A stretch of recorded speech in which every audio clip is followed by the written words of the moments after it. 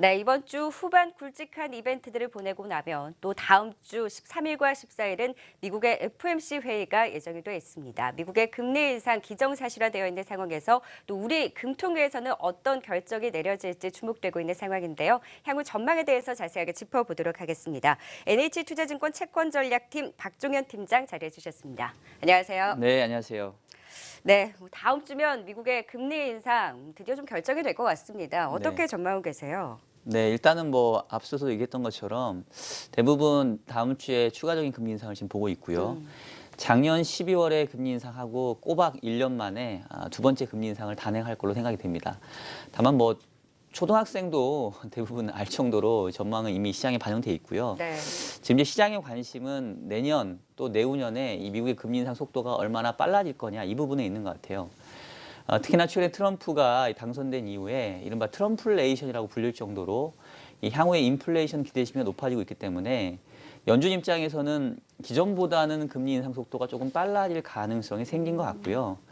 그러한 전망치들을 이 점도표 형태로 이제 발표를 할 건데 기존의 점도표보다 얼마만큼 더 상향 조정될 건지 그게 아마 시장의 관심사일 것 같고요.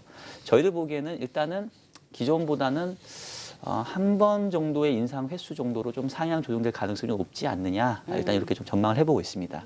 네, 일단 다음 주에 미국의 금리 인상 기정사실화되어 있는 상황에서 일단 시장은 어느 정도로 올릴지 속도에 대해서 더 집중을 하고 있는 것 같습니다. 이런 부분들 좀 체크를 해보셔야 될 것 같고요.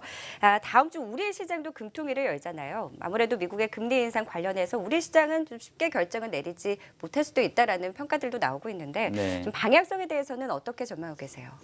지금 이제 한국의 경우에는 지난 6월 달에 금리를 인하한 이후에 계속 동결 기조를 가져오고 있는데요. 사실은 이제 펀더멘탈 측면만 보면 미국 경제야 뭐 금리를 인상할 정도로 상당히 좀 견고한 모습, 또 향후의 기대감도 높아지고 있는 반면에 국내 경제는 오히려 하방 리스크가 상당히 커지고 있는 것 같아요. 기본적으로 이제 트럼프의 공약 자체가 한국 경제에 부정적인 면이 있고 또 뭐 계속 언론에 나오고 우리가 맨날 광화문 가서 시위하는 것처럼 여러 가지 이 국정에 대한 혼란 부분들이 경기 여건에는 상당히 좀 부정적이기 때문에 추가적인 경기 부양책이 필요한 상황인데요. 다만 이제 금리 인하를 우리가 단행하기에는 이 미국의 금리 인상과 역행해야 되는 부담, 즉 자금이 타야 되는 우려가 있는데 최근에 외국인들의 이 국내에 대한 시각이 별로 좋지 않다 보니까 외환 시장이 조금 이렇게 불안합니다. 그래서 결국은 한국은행 금통위 입장에서는 국내 경제만 보면은 경기 부양의 필요성, 그래서 금리 인하를 좀 검토할 만한 상황이긴 하지만 실제 그 카드를 꺼내들기에는 상당히 여건이 좀 취약해져 있는, 어떻게 보면 조금 손발이 묶여 있는 이런 상황이 좀 된 것 같아요. 네, 원달러 환율 흐름을 체크를 안 해볼 수가 없습니다. 최근 들어서 강달러 그래도 좀 주춤해진 움직임을 보이고 있는데요. 향후에는 좀 어떤 방향성을 가질 것으로 보고 계세요? 네, 일단 이제 트럼프 효과 중에 하나죠. 미국 경제에 대한 회복 기대, 또 금리 인상 속도가 빨라질 것이라는 어떤 부분들, 이런 것들이 최근에 달러 강세를 만들어내고 있는데 사실은 이제 트럼프의 공약을 이렇게 뜯어보면 이게 좀 앞뒤가 안 맞는 부분들이 많이 있거든요. 근데 네. 이분이 생각하는 기본적인 어떤 그 핵심 가치는 미국 경제에 있어서 이 제조업을 다시 부흥시키겠다라는 부분에 좀 포인트가 맞춰져 있는 것 네. 같아요. 그럼 사실은 이 최근의 달러화 강세가 이 정책에는 상당히 조금 상반되는 거기 때문에 뭐 보호무역주의 형태 내지는 뭐 환율 조작국 지정 형태 뭐 이런 것들을 통해서 달러화 강세를 조금 누그러뜨리려고 하는 이제 시도를 할 것 같고요. 그렇게 된다고 한다면은 달러화가 최근에 상당히 가파른 강세를 보였었는데 이게 뭐 내년에 향후에도 계속 지속된다라고 보기에도 좀 애매한 부분이 있습니다. 그렇게 보면은 우리 환율도 최근에 조금 오름세가 가팔라졌다가 약간 주춤하고 있는데 이 정도에서 조금 자리를 잡고 안정세를 보이지 않겠냐라는 기대를 조심스럽게 해보는데요. 앞서 얘기했던 것처럼 역시나 이 국내적으로 봤을 때는 정치적 혼란이 있기 때문에 네. 달러화가 혹시나 이 강세 소폭 약세로 전환된다 하더라도 이 우리의 정치적 불확실성이 계속 된다고 한다면 우리는 논외로 외환시장이 불안해질 수 있어서 그 부분들은 상당히 우리가 조금 지켜봐야 될 수밖에 없는 이런 변수가 된 것 같습니다. 네, 일단 트럼프가 제조업을 부흥시키면서 또 보호무역주의를 강화할 것이다라는 좀 우려가 나오고 있잖아요. 네네. 우리 입장에서 좀 대응을 해봐야 될 것 같은데 좀 어떻게 보고 계세요? 사실 좀 이게 한숨부터 나오는 게 마땅한 네. 대응책이 쉽지가 않아요. 뭐 이럴 때는 이렇게 좀 힘이 약한 국가에 태어났다라는 게 조금 씁쓸하기도 한데요. 네. 트럼프의 공약 중에 두 가지가 사실 한국 경제에 부정적입니다. 일단 보호무역주의를 통해서 뭐 기존에 한미 FTA 체결했던 거 뭐 당선자 공약으로는 폐기시켜버리겠다 얘기하고 방위비 부담 전가 뭐 사실은 우리가 주한미군 많이 있으니까 그래서 상당히 한국 경제는 좀 부정적인 요인들이 많은데요.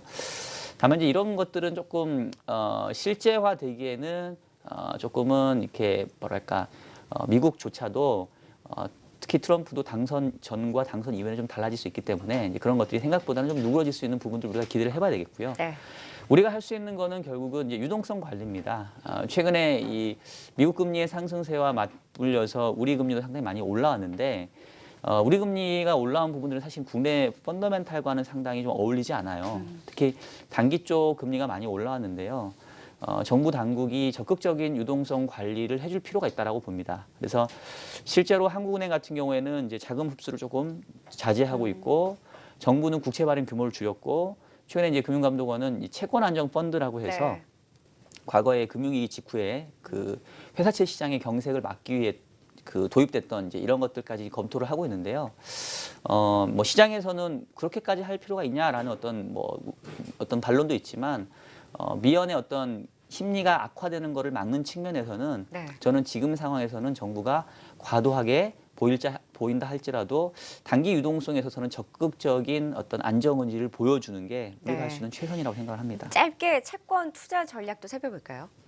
일단은 뭐 전반적으로 최근에 채권 시장은 이렇게 폭격을 맞은 것 같은 네. 아주 취약한 모습인데요. 내년도부터 이제 이 트럼프의 시대가 열리면서 이후에 발생한 인플레에 대한 부분들 상당 부분 선반영을 하고 있는 과정입니다. 다만 이 트럼프 공약이라는 게 이제 실제화되는 데 있어서 시간도 걸릴 수 있고 일부분 후퇴할 수 있는 부분이 있기 때문에 검증하는 시간도 분명히 필요할 것 같아요. 그렇게 되면은 채권 시장 입장에서는 이미 향후에 발생 가능한 인플레이션 선반영했기 때문에 오히려 현재 금리 수준에서는 내년도 상반기에 이른바 되돌림을 보는 그런 단기 트레이딩 전략도 좀 가능하지 않을까라는 생각을 해보고 있고요. 단기적으로 봤을 때는 이제 유가와 상승 함께 이제 물가 올라가니까 물가채도 내년도 초까지는 조금 유효한 대안이 될 수 있다 이렇게 좀 판단을 하고 있습니다.